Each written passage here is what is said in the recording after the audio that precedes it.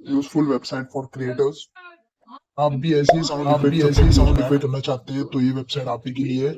आपको just website पे जाना है, pixel base sound effect click करना है। पे क्लिक करने के बाद आपको जहाँ पर सर्च करना है जो साउंड इफेक्ट्स आपको चाहिए, मैं लिस्ट दे रहा हूँ आपको, ये पांचों छह सर्च करना है और डाउनलोड कर लेना है और अपनी वीडियोस के अंदर यूज करना है और अपने अपने वीडियो को वायरल करना है। वैसे टिप्स एंड ट्रिक्स के लिए हमें सब्सक्राइब करना ना भूलिए और ये वीडियो को ज्यादा से ज्यादा अपने दोस्तों के साथ शेयर करें।